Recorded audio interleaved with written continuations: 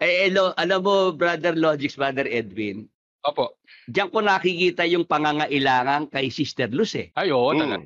Malaking Kasi bagay. teacher yun eh. Teacher si Sister Luz, di ba? Opo. Kahit papaano sana kung siya ay inuupo pa ni KDR, sinasama pa sa kanilang di ba? Kumbaga, si Sister Luz ay tagabasa pa rin sana. Brother Logix, Tama, kay Billy. Kahit papaano, mahahabol siguro ni Sister Luz yung ganyang pagkakalat ni KDR. Pero teka, yung sinasabi mo na yan, mahahabol ni Sis Luz. Palagay mo ba may guts si Ate Luz na yan ay habulin on air? That's the next question. Tayo Brother Logix? Oo. Ano ba sadya mo?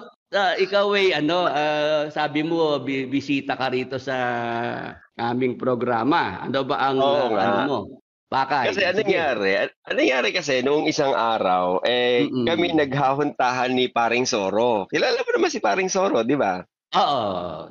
Oo, yung dati natin kasamang manggagawa, dyan sa may Mindanao.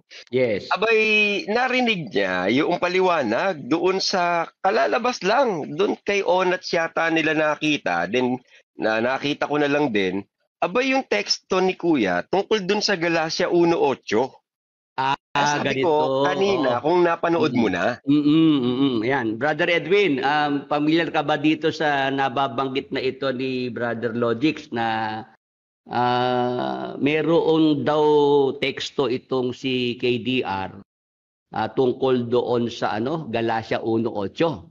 Brother Edwin, ano ba yung mo diyan? Ano ba yung masasabi mo diyan? Opo, Brother Willie, nadaanan ko na rin po minsan itong itong talata na to na tinatalakay ni Kuya. Sa kanilang pagkakatipon, kung Galacia 1:8.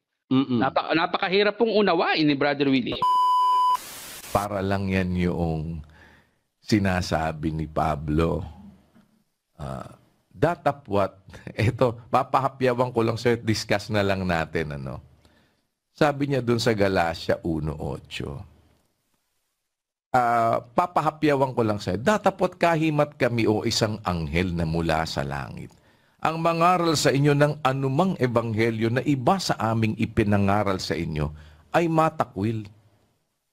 Yan Opo. Kaya, ang sasabihin ngayon dyan, kaya kapag kaibang ebanghelyo, tama di ba? Bakit ngayon sa amin mo ipapasa? Di ba? Bakit? Eto, Brother Rodel, Ba't mo halimbawa, ilagay ka ngayon doon sa lagay halimbawa ni Pablo. Siya may sabi nun Opo. Ano ang ibig sabihin ni Pablo? Ang ibig sabihin ni Pablo, nanggaling yan, namamangha ako, anong nangyari sa inyo? Sabi niya dun sa 6, earlier, na kay dali ninyong nagsilipat sa ibang ebanghelyo, buhat sa tumawag sa inyo sa biyaya ni Kristo, na ito hindi ibang ebanghelyo, kundi merong ilan sa inyo na nagsisiligalig, nagsisiibig na pasamain ang ebanghelyo ni Kristo. Ngayon, sabi niya, datapot kahimat kami o isang anghel sa langit mangaral sa inyo ng anumang ebanghelyo na iba sa aming ipinangaral sa inyo, matakwil. Kaya kahit yan si Pablo. Di ba ganun ang lalabas? Ba't ngayon tuturo mo si Pablo? Sinasabi nga yun sa inyo ni Pablo. Dahil kayo ang nagsilipat sa ibang ebanghelyo. Tama po. Di ba? Tapos nga sabi, kaya kahit siya hindi nga siya nangangaral ng ibang ebanghelyo, that is his point. Kayo ang lumipat sa ibang ebanghelyo, hindi siyang nangangaral ng ibang ebanghelyo. Naintindihan mo, Brad Rodel? Opo, Kuya, ang ganda ng point na to. Usually po kasi ganun talaga ang pupuntahan nung hindi nakakaintindi nito Kahit pa si Pablo. Pero ang point ni Pablo, tinutukoy niya ritong nangangaral ng ibang ebanghelyo, hindi siya. Kundi yung tinutukoy niya, ako'y namamangha. Sabi niya, kay dali ninyong nagsilipat sa ibang ebanghelyo, buhat sa tumawag sa inyo sa biyaya ni Kristo. Kayo. Sila tinutukoy ni Pablo kay dali ninyong nagsilipat sa ibang ebanghelyo, buhat sa tumawag sa inyo sa biyaya ni Kristo, na ito'y hindi ibang ebanghelyo. Sabi niya, kundi... Kaya wag mong pagbintangan si Pablo na siya ang lilipat sa ibang ebanghelyo dahil una sa lahat, siya nga ang nangaral niyang ebanghelyo na yan na sa inyo na tinanggap niyo nung una eh. Amen, kuya. Siya nga nangaral dyan eh. Opo. Tapos ngayon siya sasabihin mo lumipat. Opo. Mali. Hindi ba? Tama, kuya. Tapos sa kanya mo gagamitin? Ikaw nga sinasabihan. Opo. Kaya yan ha, Pablo. Kaya kahit ikaw mangaral ka ng ibang ebanghelyo, dapat itakwil mo sarili mo. Hindi nga siya nangangaral ng ibang ebanghelyo eh. Kayo nga lumipat. Tama po, kuya. Naintindihan mo? Kaya nga namamangha si Pablo, kay dali ninyong nagsilipat, di kayo lumipat. Opo. Sa ibang ebanghelyo. Si Pablo ba? Hindi. Pati ka sinabi niya, kahimat kami isang anghel. Dahil nga, ikaw lumipat ka ng ibang ebanghelyo. Tama po. At siya, yung sinasabi mo na yun, siya ang nangaral nun, kapatid na Rodel. Opo.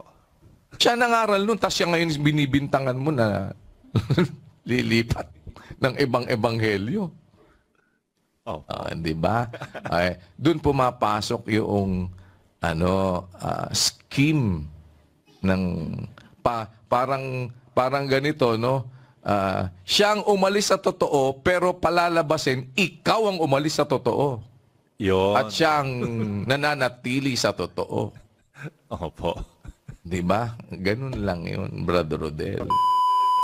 Ayan, okay na yon ha, Brother Logix, Brother Edwin, yung audio na yan ni KDR tungkol sa Galatia 1:8. Oo. Ay, nung mapakinggan ko yung Kawili, abay, munti ako mahulog sa bangko eh. Kaya sabi ko, papasok ko kay Kawili, baka sakaling mahulog din sa bangko ito pagka narinig. Sige, ano ba ang punto mo dyan, Brother Logix? At yan nga pala yung iyong dahilan, kaya ikaw ay narito ngayon at bisita sa ating programa. Oo nga, bigay mo nga yung punto mo dyan. Oo, di yun na nga. Nagkausap nga kami ni Kasoro, ano. And then, ang isa sa sablay na narinig ko noon kay Kuya, yung teksto niya tungkol dun sa babaeng bao, which is napanood ko naman sa inyo, ano. Na sinabi mong napakamali ng interpretasyon.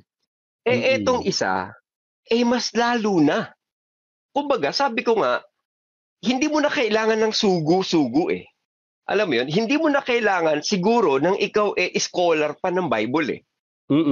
Yung bang ikaw nakapag-aral na magbasa, umalam ng mga rhetorics, ika nga, abay, pag binasa mo yung isang verse na yon, maiintindihan mo na eh.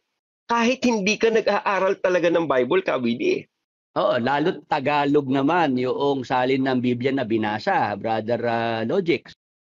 Oo, kaya lang, yung yatang Tagalog, meron yatang ibang, ewan ko, parang Tagalog lang ba talaga yun? Brother Edwin, si KDR, di ba ang alam natin siya dito sa Bulacan? Opo, Brother Willie, sa Kalumpit. Oo, Kalumpit, Marcos. Bulacan. Oo, dyan sa may, di ba sa may Kalumpang siya, Kalumpang? Oo, sa may Kalumpang. No, kasi si Sister Luz, San Marcos, Kalumpit. Di ba? Oo, San Marcos, Kalumpit. Si KDR naman ay nandiyan naman sa may Kalumpang. Tama po. Di bilang nasa Bulacan, Bulakenyo, meron tayong inaasahan dito kay KDR. Brother Edwin, Brother Logix. Opo, Brother Oo naman, Kawili. Oo, di ba, Brad Edwin, ano? Una, lihitimo ka na ikaw Tagalog at matatas pa nga sa Tagalog di ba? Nakikipagsabayan pa nga noon sa mga tula natatandaan ko noong nag-aaral siya, Kawili Ay, oo, kinikwento niya yan na siya sumasali sa mga tula, sa mga talumpati, mga balagtasan, di ba? Dahil dito nga sa Bulacan, ito ang kanyang lalawigan. Oo. Kaso dito sa mga nadinig ko, sabi ko, Brother Edwin, mukhang hindi talaga Tagalog itong si KDR. Ano kaya, Brother Willie, kung hindi siya Tagalog? Lalo na. Ang nakikita ko Tangalog. Ay, oo, Brother Willie. Nakakahawa yan eh. Alam mo ba, Brother Willie, nakakahawa yan. Paano nakakahawa, Brother Edwin? Ayun, nahahawa na yung nag-amin eh. Yun namang umaami sa kanya, Kapampangan naman yun eh. Brother Willie. Baka pwedeng excuse pa yung Kapampangan no? Oo, kasi yung Kapampangan, hindi yan masyado sa Tagalog, hindi nakakaintindi ng talagang Tagalog, Brother Logix, Brother Edwin. Ang hinahanapan ko si KDR. Opo, dahil siya yung Bulakenyo, Brother Willie. Oo, at kumbaga yan professor pa. Di ba, nagturo pa yan dito sa Sentro Escolar. Daw, dyan sa Malolos, di ba? Opo. Yeah. Bakit dito sa Galacia 1:8 sumakit ang ulo ko? Ba't sa wala pang 5 minuto yung audio na yun ni KDR, sumakit na ulo ko. Oo. Meron ba tayo rito ano ba yung para sa sakit na ulo? Panadol. Buti na lang pala, Brother Willie, nung ipinasa mo sa akin yung video kanina, hindi ko kagad pinanood eh. Ganun ba? Oo, kasi nung nandyan ako kanina, ang nararamdaman ko isa lang, nung umuyak dalawan eh. Ganun ba? Bukod sa masakit ang katawan ko, sumakit din ang ulo ko eh. At least okay ka pa rin, di ba? Dalawa ka pa lang. Sakit ng ulo, sakit ng katawan. Yung kilala ko sakit ng bulsa, kasama na eh. Oo, talagang dyan magaling sa magpasakit ng bulsa, Brother Logix. Pero okay na boss yung sumakit na yung bulsa, okay na eh. Pero ministro, pambihira naman, para bigyan mo kami ng sakit ng ulo, aba naman, resign na lang, di ba ganun? Dapat lang, sabi ko, Galacia 1:8, ang kanyang binibigyang diin, hindi kasama si Apostol Pablo dun sa tatapwat kahimat kami, o isang anghel na mula sa langit, ang mangaral sa inyo ng anumang ebanghelyo na iba sa aming ipinangangaral sa inyo ay matakwil. Ayan yung talata, nakikita naman ng ating mga kasama, Brother Logix, Brother Edwin, di ba? Opo. Yes. Si KDR, di ba, tapos ng kolehiyo? Oo, mass communication grad yan eh. Oo. I wonder why, paano nakapasa ng college? Itong ginamit na panghalip na kami, Brother Logix, Brother Edwin.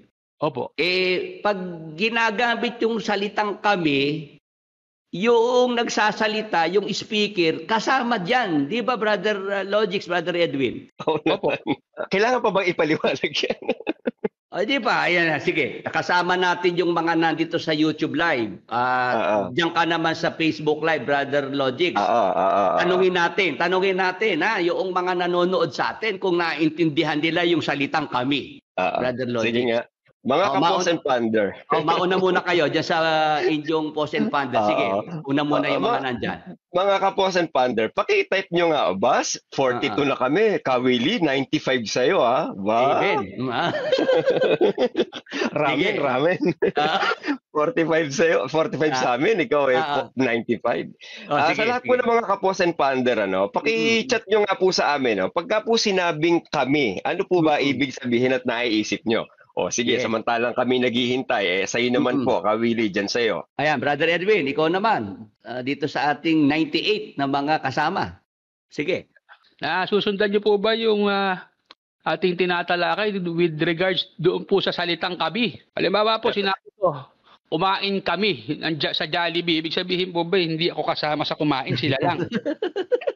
Sige nga po, pakibigay niyo nga po ang inyong komento at aking pong babasahin dito po sa aming palatuntunan. Pambihira naman tanong to, Kawili, Ngayon lang ako nakarinig ng tanong na pati yung kami itinatanong sa audience. Ganito na ba talaga katayo katang? Oo, kasi Brother Logics kailangan nating kailangan nating pag-aralan talakayin tong bagay na to dahil maraming nachuchubibo dito sa salita na to Oo. Sabi nung isang nag-chat dito, pagka sinabing kami, ibig sabihin nung kasama, kasal na kami. Hindi mo na pwedeng kasal na kami, kasal ako. Hindi siya. Ayan, Brother Willie, Brother DK, nag-comment yung isa nating kaibigang abogado galing kay Attorney Enrico Lingad. Kami, meaning, saan ka na nawala? Nadali? Kami.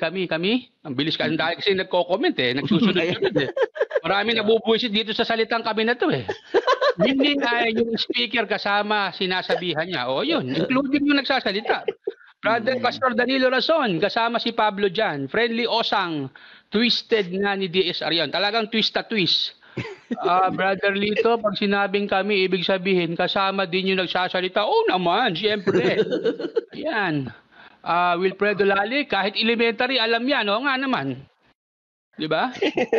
Sa amin naman. Sa Post and Founder naman. Sige, boss. Joseph Palima, kasama siyempre. Kami Ano ba naman yan? Sabi niya. EV Fortuno, kasali yung speaker. Sabi ni Urias, kami kasama yung speaker dyan. Jamil, kasama pati nagsasalita. Ako sa gaming, grade 1 pa lang, tinuturo na yan. Ay nako kay DR. MCGIADD, nagnako kami ng manok. Hindi ako kasama dyan. Nakakaiwala. DSR, gusto ko na mag-exit. Si Recavia, kami ibig sabihin may lupon o grupo, siyempre kasama nagsasalita. Ima Jimenez Alba, di kasama ang nagsasalita. Fred Elec Nagapatan, mahilig talaga mag-omit si KDR. Lagi siyang exempted, omit lagi siya. Ina Jimenez Alba, may iba po ba silang dictionary? Alam mo, Brother Logics, Brother Edwin. Opo. Diyan ko nakikita yung pangangailangan kay Sister Luz Ayun, malaking bagay. Teacher yun Teacher si Sister Luz, di ba? Opo. Kahit papaano sana kung siya ay inuupo pa ni KDR, sinasama pa sa kanilang di ba? Kumbaga, si Sister Luz ay tagabasa pa rin sana, Brother Logics, Tama, Billy. Kahit papaano, mahahabol siguro ni Sister Luz yung ganyang pagkakalat ni KDR. Pero teka, yung sinasabi mo na yan, mahahabol ni Sis Luz. Palagay mo ba may guts si Ate Luz na yan ay habulin on air? That's the next question. Siguro, ang nakikita ko, kasi nung panahon namin, ito yung personal kong karanasan. Noong buhay pa si Brad Eli, meron kami ginagawa ni Sister Luz nung araw. Pag si Brad Eli, halimbawa, nasa pulpit at nagsasalita at meron siyang mga nasabi, halimbawa, na i-correct namin yon sa pamamagitan ng note. Susulat kami sa isang papel at ibibigay kay Brother Eli. Ganun, nasa pulpito. Para ma-correct si Brad Eli at that time, at that moment, Brother Logics, Brother Edwin. Yun yung aming nagagawa noong araw bilang kami ni Sister Luz ay magkasamang tagabasa. Hindi namin pinababayaan si Brad Eli na nandun siya sa pulpito nakatayo, meron siyang nabanggit na kailangang maituwid. Yun, susulat kami ng note at ilalapit ko na, iaabot ko na, ilalapag ko sa pulpito at doon mababasa ni Brad Eli yung correction na ginawa namin ni Sister Luz. Ay, ang ganda niyan, Ka Willie. Ngayon kaya yan na gawin? Palagay ko kasi sa kalibre nung kasalukuyang leader, abay parang ang hirap yata na siya'y maturuan at mamanduhan. Parang yak, di ba? Ano sabi mo? Ano yun? Yung alam niya lahat ng bagay? Parang, ang tawag mo doon? Yung ang tawag yan Jack of all trade. Oo. Jack of all trade, master of none. Oo. Pero patingo, sabi rito ng isang viewer namin, sabi niya, tungkol dyan sa kami, buti na lang naka-exit na kami. Hindi kami kasali ron. Alam niya yung salitang kami, ha? Alam niya salitang gamitin, ha? Kami. Ayan na talaga. Sige, back to you. Ayan, Brother Edwin, meron ka pa ba diyang babasahin ng mga komento? Opo, sabi po ni Alfred, ang ibig sabihin ng kami, pangkalahatan. Lahat kasama yung nagsasalita. Ayun. Oo, si Patless Pat nakikinig sa atin, si paring Elios Kawili. Sabi niya, humble take, sure si Pablo sa kanyang sarili na hindi siya nagtuturo ng ibang ebanghelyo. However, hindi niya ini-exclude ang kanyang sarili, si Pablo, sa anghel, sa possibility na makapagturo ng ibang ebanghelyo. Yung possibility or vulnerability nila na makurap. Ayun, sabi ng ating host sa Pause and Ponder na si Elios. Ayan, salamat kay Brother Elios at siya pala ay nanonood at nakikinig. Brother Logix, ikaw ba'y solo ngayon dyan sa iyong programa? Hindi, nandito sa loob ng Zoom yung ating mga ayudante. Pero hindi ko sila mapagsalita right now kasi meron akong technical na issue kung pagsalitain ko sila tonight. Okay. Ito ang ating masasabi, no? Tingnan nyo, mga kasama. Yung hinaba-haba na sinabi ni KDR, halos 5 minuto rin yun, di ba, Brother Logix? Doon pa lang sa, salitang kami, panghalip na kami, nabutasan na agad natin yung sinasabi ni KDR. Alam mo, maikwento ko lang, Brother Edwin, Brother Logix. Noong kasama ko pa si Brad Eli, di sabi sa akin ni Brad Eli, Brad Willie, pagod na akong manood dito sa programa nila, yung mga nangangaral sa telebisyon ng araw. Di ba, sila Periol, sila Almeda, yan, sila Villanueva. Di ba, noong 1990s, sila yung mga talagang nasa telebisyon, Brother Logix, di ba? Napagod na si Brad Eling i-monitor yung mga mangangaral nung panahon na yon sa telebisyon. Di ako raw muna manood. Okay. Oo, panoorin ko raw at kasi nire-record ni Brad Eli yun at pinapakinggan. Sabi sa akin ni Brad Eli, ganito lang naman Brad Willie para mapatunayan mo kung sugo nga ng Diyos yung nagsasalita sa radyo o telebisyon. Paano ho ka ako, Brad Eli, yun? Makinig ka lang, sa loob ng 1 minuto, makinig ka lang, mapapakinggan mo, may maling sinasabi yan, sabi sa akin. Di yun, Brother Logix, Brad Edwin, yun itinandaan ko na pag ako ay ina-assign ni Brad Eli na pakinggan yung mga ni-record na mga programa sa television, sa radyo, yun ang kanyang binigay sa akin na pagka hindi sugo ng Diyos, hindi ka tatagal yan ng mga 5 minuto yan. 1 minuto lang mahuhuli mo na sa sinasabi. Yun, napatunayan ko, nahuli si KDR. Walang 5 minuto. Yung pala indicator, Brother Willie. Oo, sabi sa akin ni Brad Eli, para maging matyaga lang ako sa pakikinig. Maniwala kayo ka sa akin, Brad Willie. Walang 5 minuto.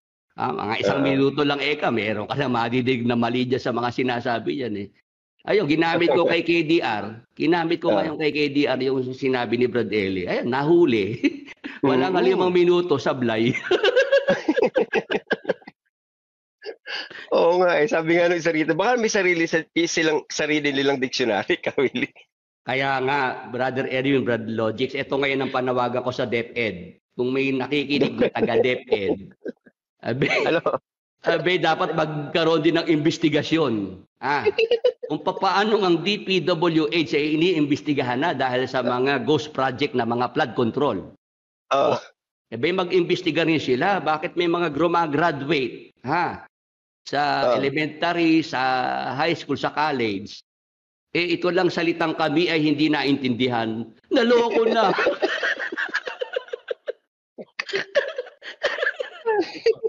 Opo. Malaking problema ng Dex yan, Brother Willie. Di ba?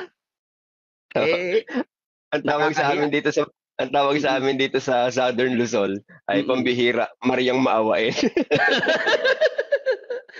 Di ba? Nakaka-alarma yan, Brother DK, Brother Edwin, na yung salitang kami, hindi pala naiintindihan na pagka nagsasalita at ginagamit yung kami, yung speaker, yung nagsasalita, kasama dun, Brother Edwin, Brother Logix.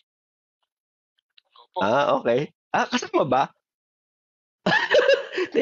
Kay DR hindi kasama si Pablo eh. Tama, hindi daw po siya ay nagturo ng ebanghelyo eh. Ibang ebanghelyo, sabi ni KDR eh. Diba? Oo. Ayan, Brother Logix. Oo. Kasi ganito. Pag pinag-aralan natin itong Galatia 1:8, lumipat tayo ng ibang salin, Brother Edwin, Brother Logix. At maiintindihan natin anong klase bang pagsasalita. Ano bang klaseng pangungusap itong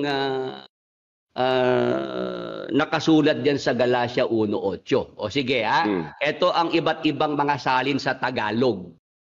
Brother Logix, Brother Edwin. Babasahin ko ang Biblia 1905. Sabi ko kay ChatGPT bago tayo mag-start, bigay mo nga yung mga iba't ibang salin sa Tagalog ng Galatia 1:8. Brother Logix, Brother Edwin. Sumagot naman sa si ChatGPT. Ito kay ChatGPT ito na siya ang referensya ko rito. Ito ang 1905 na Biblia kay ChatGPT. Tatapwat kung kami.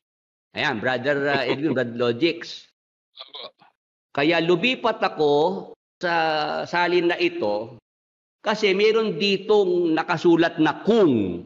Kung. Opo. Ang ibig sabihin ng kung, nagpapakita yan ng kondisyon. Brother Edwin, Brother Logix. Conditional yan, conditional. Tama po. Sabi, tatapwat kung kami o isang anghel na mula sa langit ang mangaral sa inyo ng anumang ibang ebanghelyo sa inyo kaysa aming ipinangaral sa inyo ay matakwil siya. Ano ipinapakita dito, Brother Edwin, Brother Logix? Ng salin na yan sa Tagalog na kasama na yung kung. Di ba ito ay nagpapahiwatig na pag dumating yung tiyempo na itong mga nangaral ng ebanghelyo sa Galacia, itong si Apostol Pablo o isang anghel na mula sa langit, ang mangaral ng anumang ibang ebanghelyo, iba sa ipinangaral na sa mga taga-Galacia, ano dapat gawin ng mga taga-Galacia? Dapat itakwil siya. Kahit sino pa yan, kahit si Apostol Pablo pa yan, o isang anghel na mula sa langit pa yan. Tama ba yun, Brother Logix? Walang hiwaga, Kawili. Sabi ko nga sa'yo, elementary, high school, hindi kailangan ng scholar, basahin mo lang. Ganyan ang kahulugan yan. No more, no less. Yes. Ikaw naman, Brother Edwin, ano naman ang pagkakakuha mo dyan? Kasama po si Apostol Pablo dyan, Brother Willie. Kasi sabi niya, kahit man kami, di ba? O isang anghel mula sa langit ang mangaral sa inyo ng ibang ebanghelyo kaysa sa ipinangaral namin sa inyo sumpain ng Diyos. Ibig sabihin, kahit mismo si Apostol Pablo, pagka ang ipangangaral ebanghelyo, matakwil, sumpain. Oo, ipinapakita lang dyan ng Apostol Pablo, Brother Logix, Brother Edwin, na yung ebanghelyong kanyang ipinangaral, no? Yun na yun eh. Yun na yun. Opo. Hindi na pwedeng babago yon, hindi na pwedeng yun ay madagdagan pa o mabawasan pa. Ngayon, ito yung kanyang sinabi. Kung kami, sinama niya yung sarili niya ron, Brother Edwin, Brother Logix Kung Opo. kami o isang anghel na mula sa langit ang mangaral sa inyo ng anumang ibang ebanghelyo sa inyo kaysa aming ipinangaral sa inyo ay matakwil siya. Ano ang ipinapakita rito, Brother Edwin? Yung salitang kung sa Tagalog at pagka naman sinali naman sa English ay if. If. Opo. O sige, ipakita natin yung salin sa English naman na mayroong if.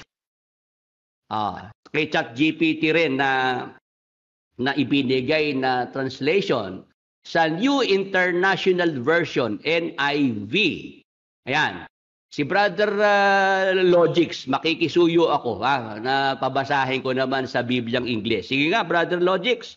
Hala, dapat dito si Pat. English yan eh. Pero sabi po dito sa International Version, but even if we or an angel from heaven should preach a gospel other than the one we preach to you, let them be under God's curse. Ayun. So, but even if we. Ayun. Yes. Ayan, Brother Logix, Brother Edwin, yung kung sa English naman if, ganun pa rin conditional pa rin yun Brother Edwin, Brother Logix. Tama po. Oo, tapos yung ginamit dito na we, kasama pa rin yung speaker dyan. Tama, Brother Logix? Oo, kasama pa rin, Brad Willie. Ang sabi nga rito ni Elios, Ka Willie, maka-interrupt lang saglit sa iyong momentum. Sabi niya nga rito, hindi siya kasama in a sense na magtuturo siya ng twisted na ebanghelyo. Doon sa punto na yun, hindi siya kasama. Pero dito sa Galacia 1:8, na ipinupunto mo nga, isinasama ni Pablo yung sarili niya. Sa possibility na baka siya magturo ng mali or meron mang anghel sa langit, isinasama nila sarili nila bilang kapakumbabaan na kung sakaling mayroong mangaral sa inyo ng ibang ebanghelyo kahit kami pa, even if we, itakwil nyo kami. Huwag nyo sabihin, hindi, Pablo ka na Hindi, walang Pablo rito, walang mini-ministro rito, walang pari-pari rito, walang supremo rito. Kahit sino pa na Poncio Pilato, pag nangaral sa inyo, kahit kami pa, takwil nyo kami. Ganun lang po yata ibig sabihin ni Pablo na pinupunto mo, Ka Willie. Yes, Brother DK, Brother Edwin. Kasi nung aking tingnan itong salitang kung sa Tagalog at if sa English, doon sa Greek word, ang nakasulat dyan A. Ang ibig sabihin ay hypothetical condition. Brother Edwin, Brother Logix. Hypothetical condition niyang Galacia 1:8. Ibig sabihin, si Apostol Pablo, alam naman natin siya nga yung nagturo ng ebanghelyo ng Panginoong Hesukristo. Tama ba yun, Brother Logix, Brother Edwin? Tama po. Yes, correct. Siya nga yung nagpakilala, nagturo, nangaral ng ebanghelyo ng Panginoong Hesukristo sa mga taga-Galacia. Ngayon, pag pinag-aralan natin, mga kapatid, mga ka-Bible study, yung ebanghelyo na yon na ipinangaral ni Apostol Pablo sa mga taga-Galacia, yun nga yung ang kaligtasan ay nakabatay sa pananampalataya sa Panginoong Hesukristo. No more, no less. Amen. Correct. Brother Edwin. Maliwanag. Gumuguhit, Brother Willie. Oo. Pag pinag-aralan po natin, mga kapatid, mga ka-Bible study, iyang aklat ng Galacia, makikita natin na si Apostol Pablo, binibigyang diin niya na ang tao po ay aariing ganap, maliligtas sa pamamagitan ng pananampalataya sa Panginoong Hesukristo. Galacia 2:16. O ito, babasahin ko muna para alam ng ating mga ka-Bible study, ano ba yung ebanghelyo na yun? Kasi pag sa MCGI, Brother Logix, Brother Edwin, Opo.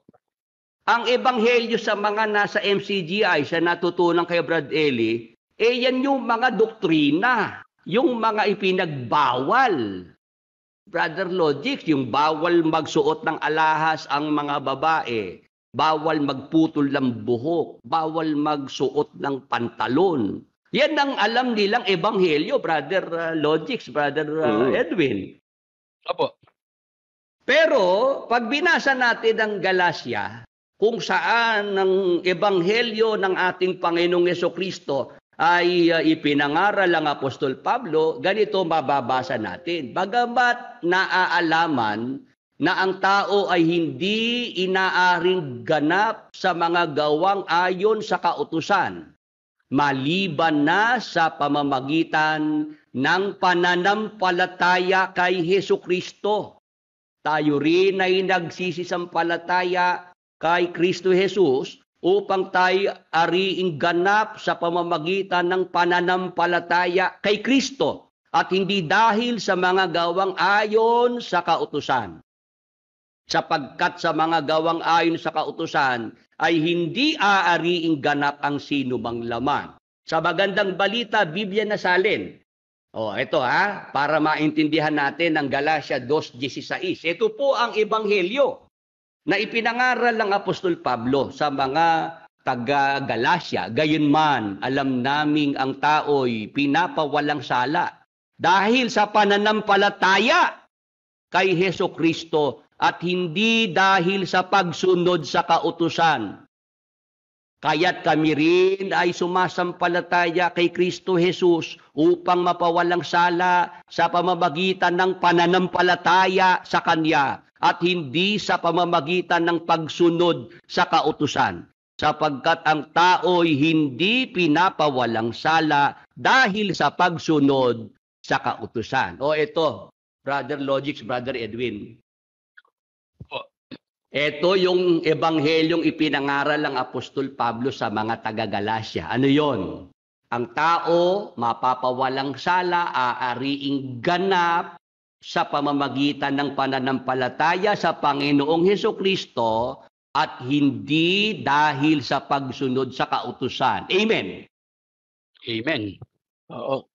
Yan, ngayon. Yan na nga yung naipangaral ng Apostol Pablo sa mga taga-Galacia. Yung ebanghelyo na yan na ikay maliligtas, magiging dapat dahil sa pananampalataya mo sa Panginoong Jesucristo. Ngayon, ano ba ang sitwasyon dito sa Galacia?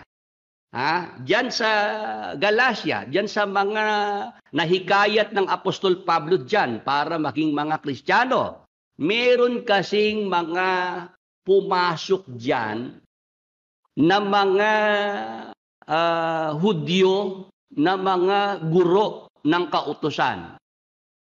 Sila yung mga hinihikayat ang mga taga-Galacia na para sila'y maligtas, kailangan nilang sundin pa yung mga kautusan ni Moises, Brother Logix, Brother Edwin. Ito nga ang itinuro ng Apostol Pablo sa mga taga-Galacia, yung kaligtasan ay sa pamamagitan ng pananampalataya sa Panginoong Hesukristo. Ito na yung mga Hudyo na mga itinuturo pa rin yung mga kautusan ni Moises. Ito yung ibang ebanghelyo na binabanggit dyan ng Apostol Pablo. Brother Edwin, Brother Logix. Opo.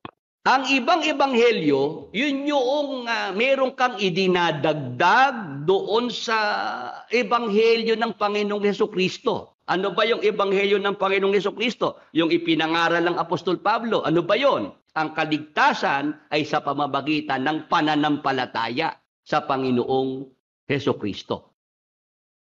Meron ngayong mga nagtuturo na mga Hudyo dito sa mga taga-Galacia. Pag binasa natin yung aklat ng Galacia, meron diyan itinuturo dapat pa silang mangili ng Sabat. Brother Logix. Oo. Dapat ito yung kanilang kakainin. Ayan. Yun nga yung kay Moises na mga kautusan. Brother Logics. Pagka ikaw ay nagturo na pananampalataya sa Panginoong Hesukristo, tapos ito ang dapat mong gawin para ikaw ay maligtas, ibang ebanghelyo yan. Nakukuha niyo po, mga kasama? Po, salungat sa ipinangaral ni Apostol Pablo, Brother Willie. Oo, ngayon. Kaya dumating yung Galacia 1:8 na si Apostol Pablo ay nagbibigay ng hypothetical condition na kung sakalimang ikaw ay mayroon ng pag-ibig mo o giliw ko. At kung sakali bang magdusa, ika'y aking matitiis, maghirap man o maghinagpis, baka sakaling mahal mo pa ako. Lumamas ka po. Ayun, naalala ko lang na isang araw nagbibideo kay dito sa kapitbahay. Medyo lasing na. Hindi ko na maintindihan yung lyrics. Oo. Pero tayo din naman lasing. Parang di yata nila naintindihan yung lyrics. Pero merong mas luma dun eh. Ano ba yon? Yung kanta ni Ray Valera. Ano yon? Baka sakaling ako'y mahalin mo na rin. Di ba? Nagbabaka sakali lang yung Brother Willie. Di ba? Ito nga yung Galacia 1:8. Nung ako humingi kay ChatGPT ng iba't ibang mga salin, nakita ko talagang conditional eh. Conditional yon, Brother Edwin, Brother Logics.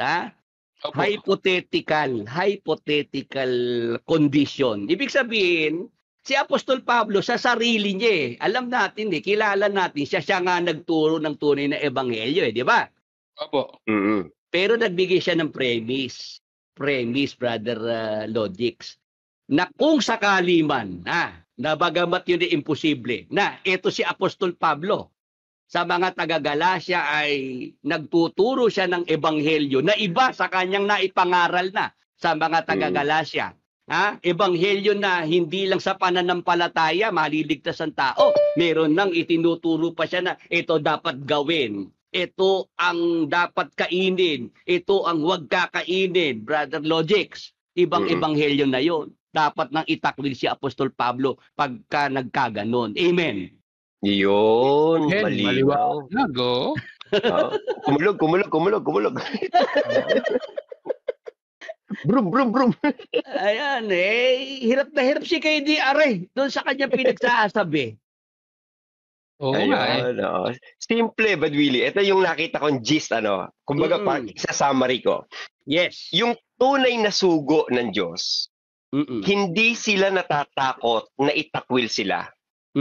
Kung yon ang kapalit ng pagtatanggol nila sa katotohanan. Para sa kanila, ang pinaka-importante, ang dapat mag-prevail, yung katotohanan. Yes. Hindi yung pagkatao ng mga apostol or ng sino mang Poncio Pilato. Ganon ang sugo. Ang sugo ng Diyos, regardless, kahit itakwil nyo pa kami, hindi kami ang mahalaga. Ang mahalaga, manatili ang totoo. Kahit kami na ang magte-teksto sa inyo, pero iba sa ipinangaral ng Kristo at ng tunay na apostol, takwil nyo. Ganun lang kasimple, Kawili. Kasi ang pinapakita dyan, Brother Logics, Brother Edwin, ng Apostol Pablo, yung ebanghelyo ng Panginoong Hesukristo, yun ang nangingibabaw sa lahat. Yes. Kahit siya pa'y Apostol Pablo, Brother Edwin, Brother Logics, wala siyang karapatan na yung ebanghelyo ng Panginoong Hesukristo ay kanyang baguhin. Kanyang dagdagan o bawasan. Kasi eksakto na yun. Oo, likutin, Brother Willie. Hindi Oo. pwedeng likutin. Kahit Di sino. ba? Ganito, para maintindihan tayo. Ayan, nandiyan si attorney. Nakikinig sa Opo. attorney. Dito sa ating bansa, mayroong saligang batas. Opo. Yung batas na umiiral dito sa ating bansa, saligang batas, Brother Edwin, di ba? Tama po. O, di ba, madalas sinasabi na no one is above the law. Di ba, kahit presidente ka pa, hindi ka pwedeng ikaw ang mangibabaw sa batas, sa saligang batas, di ba? Opo. O ganun din yung ebanghelyo. Kaya binibigyang diin ng Apostol Pablo na kahimat kami kasama yung sarili niya. Kung sakali mang dumating yung panahon na si Apostol Pablo sa mga taga-Galacia meron siyang ituturong ebanghelyo na iba sa kanyang naipangaral na sa mga taga-Galacia, ano ang dapat gawin ng mga taga-Galacia? Dapat itakwil din nila si Apostol Pablo kasi siya nagtuturo ng ibang ebanghelyo. Yun. At nagpapakita yung kawili ng kapakumbabaan ni Pablo. Yes. Na hindi siya someone else. Yes.